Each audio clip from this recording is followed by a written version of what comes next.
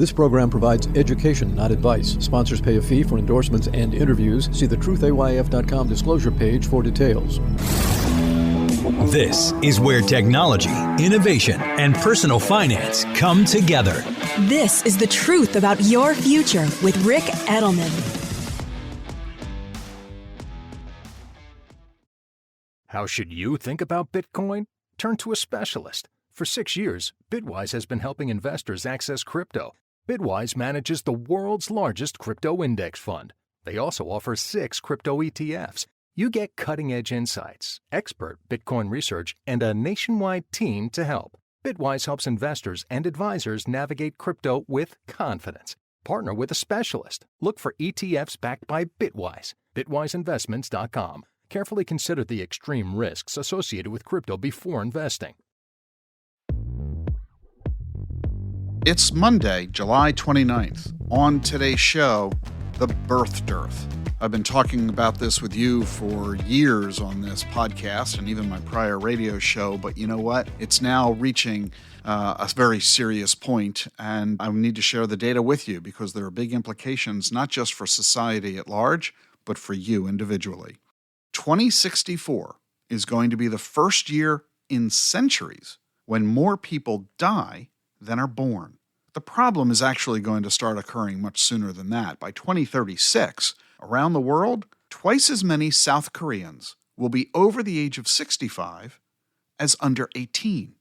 That hits China in 2040. By 2050, China's going to have 100 million people taking pensions, but their social security system runs out by 2035, similar to ours running out in 2033.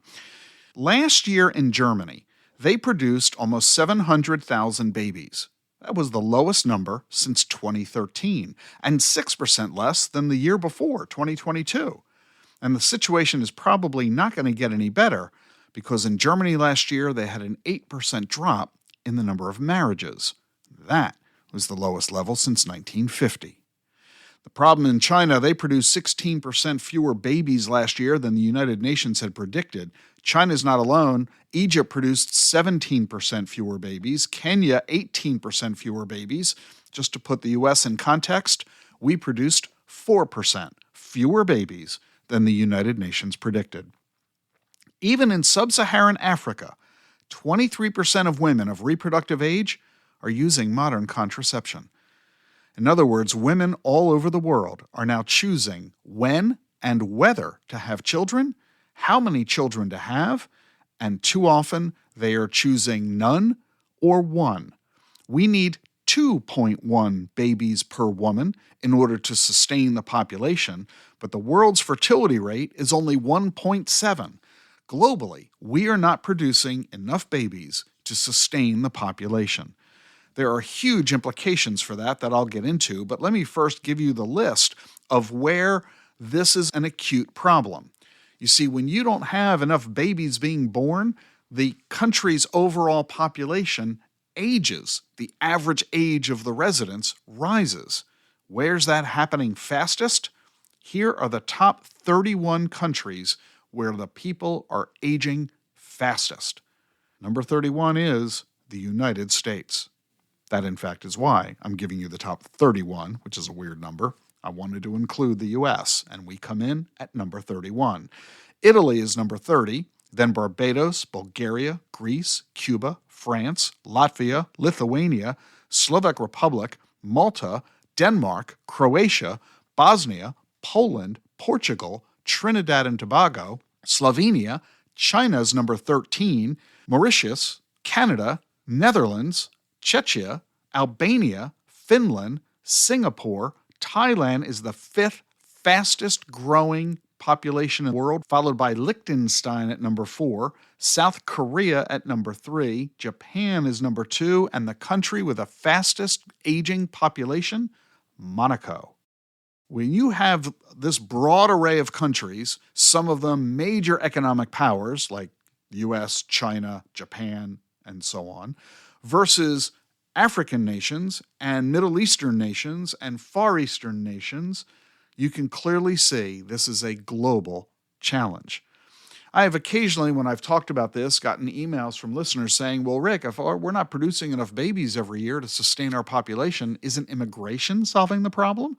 I mean, we all know of the immigration crisis at our southern border, with millions of people crossing into the U.S., both legally and illegally on an annual basis. We're talking combined 4, 5, 6 million people.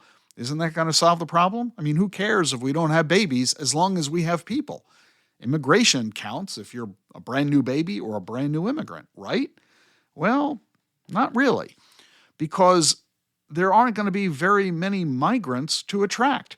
In other words, we're counting on Mexico to continue producing babies in order to send them in the future into the U.S., but if they're having a birth dearth the way we are, then it's not really going to work.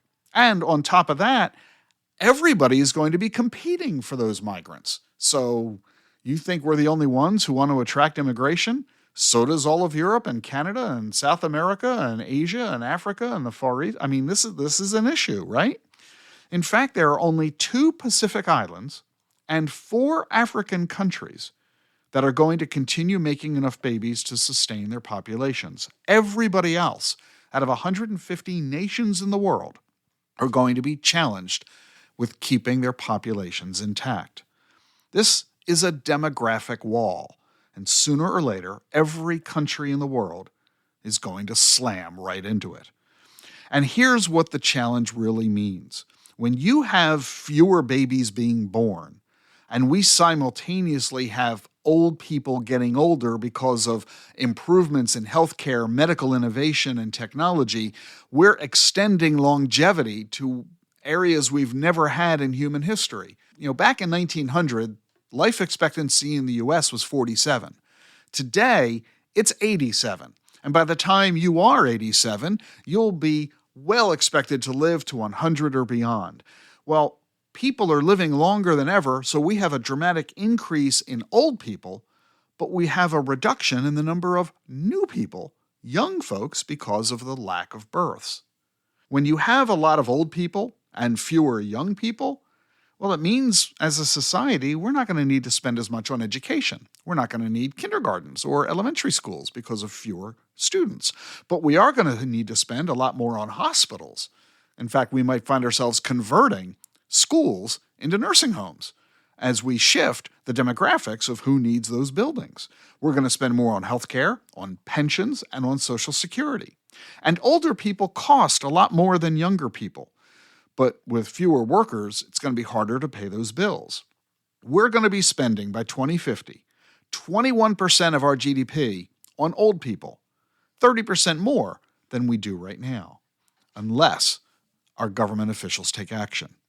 In Europe, they have generous pensions, and in America, we have growing social provision. But it's a challenge. Since 2006, for example, in South Korea, they have spent $270 billion to give women incentives to have babies. They're giving them $70,000 in cash. They're giving them 2 years of paid maternity leave. They're giving them free daycare. They're actually giving every taxi cab in the country a backseat baby carriage for free. All in an effort to say to women, we're going to help reduce the economic burden on you of having a child. It's simply not working. It hasn't worked in South Korea, where the number of babies being born is at an all-time low. And they're not the only ones. It hasn't worked in Europe, Norway, France, Denmark, Sweden, China, Russia, Hungary, Poland, Japan. All of these countries have tried to create economic incentives to get women to have babies, and it's not working. All of this is going to bring about profound social change. In 1965, a little quiz here for you. What was the most common age that a person died? I'll give you that answer in 60 seconds. Stay with us for more here on The Truth About Your Future. The Truth About Your Future with Rick Edelman is brought to you by Schwab. You want control of your financial future, and Schwab knows that. That's why when it comes to managing your wealth, Schwab gives you more choices, like full-service wealth management and advice when you need it most. You can also invest on your own and trade on Thinkorswim, the powerful award-winning trading platforms. Plus, you'll get low costs, transparent pricing, and 24/7 live help. Because Schwab understands it's your financial journey, and they believe you should have choices in how you invest. Visit schwab.com to learn more. In 1965, the most common age of death was the first year of life. Infant mortality. In other words, if you made it past age 1, you were probably going to live a long time. But in 1965, a whole lot of kids never made it to age 2. Today, what's the most common age of death? 87. In 1841, 35% of children died by age 20. But today in Japan, a newborn has a 96% chance of making it to age 60, and half of them are going to make it to age 88. You see, we've defeated early death. We now have clean food and water. We have better health care. We have vaccinations and antibiotics. We've got safer working conditions, better housing, you name it. We've eradicated polio, smallpox, diphtheria, erysipelas, pyemia. You've never even heard of erysipelas or pyemia, have you? They were the leading causes of death in 1850. We've never even heard of them. Diarrhea used to be a leading cause of death in America. Not anymore. It used to be that you had to marry and have kids in your teens because you're going to be dead by 40. 30 was old age. In the American Revolution, the average colonist was 23 years old. Half the signers of the Declaration of Independence were under the age of 44, and a dozen of them were teenagers.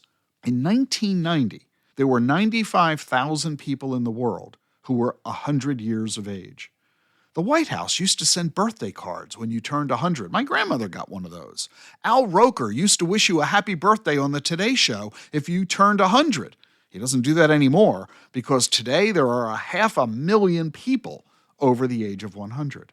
And one big problem of so many old people, we got rid of erysipelas and pyemia, and we got rid of smallpox and diphtheria, but you know what we've got now? Alzheimer's and dementia. We've got 6 million people in the United States with Alzheimer's disease. China has 10 million of them, and another 53 million with cognitive impairment. This is going to be the medical challenge of the next couple of decades. And here in the U.S., it's not just that our population is falling. In certain towns and cities and states, our population is collapsing. In the last decade, our population grew 7%. That was, by the way, the slowest growth rate since the Great Depression. It was also a big drop from the 1990s when we grew 13%. But in the past decade, only 2 of our states shrank in overall population, Mississippi and West Virginia. But in 2021, 17 states saw their populations shrink. Now, the pandemic might have started that, but it hasn't stopped since. Once people leave a state, it's hard to get them to come back. Businesses close, real estate prices fall, tax revenues drop, services decline, and crime rises. And in the middle of all that, who'd want to move back in? It's a death spiral for towns and cities all across the country. Does it really matter, though? I mean, there are some benefits. The environment in those places goes back to nature. But if everybody is now smushed together in a few big cities, the demand for housing and services in those cities will rise, and that causes prices to go up and quality to go down. And what about heirs? With fewer babies, there are fewer heirs. I mean, the average net worth of Americans who are in their 60s and 70s is $2 million. We know that older Americans have most of the money in this country. The average net worth is $2 million. Now, that's average. The median is a lot less, $400,000. But still, that's an awful lot of money. Half of everybody, age 65 and older, has a net worth of $400,000 or more. This is going to represent a huge transference of wealth. It's projected that $84 trillion is going to pass to younger generations over the next 20 years, $16 trillion just in the next 10 years. That means that wealth is going to be concentrated even more in the future than it is today because of fewer babies being born. So we have some big social policies that we're going to have to be dealing with as we shift from a huge number of babies to a huge number of retirees. That's for our policymakers to deal with. For you, you need to recognize that costs for elder services, everything from housing to healthcare to leisure activities, you name it, if it's something you're going to want to have or do or be in the future, you're going to need to have ample assets to be able to afford it, because the massive amount of demand is going to create an equal increase in cost. Keep all that in mind. And if you're a financial advisor, make sure you're having these conversations with your clients today, because the birth dearth is going to change everything. Hey, if you're trying to understand the new spot Ethereum ETFs, join me on Tuesday, September 10th at 1 p.m. Eastern Time for an exclusive webinar. Bitcoin, Ethereum, or both? How to make an informed crypto allocation decision. Christopher Jensen, Director of Research at Franklin Templeton, and I will guide you through essential topics like: how do Bitcoin and Ethereum fit into today's investment portfolio? And what are the risks and rewards of investing in these digital assets? Don't just speculate. Understand what makes each unique. Register now for free at dacfp.com. The link is in the show notes. And yes, you'll earn 1 CE credit. On tomorrow's show, we're going to shift from people living long to medically assisted suicide. I'm glad you're with me here on The Truth About Your Future. If you like what you're hearing, be sure to follow and subscribe to the show wherever you get your podcasts: Apple, Spotify, YouTube. And remember, leave a review on Apple Podcasts. I read them all. Never miss an episode of The Truth About Your Future. Follow and subscribe on your favorite podcast app. I'll see you tomorrow.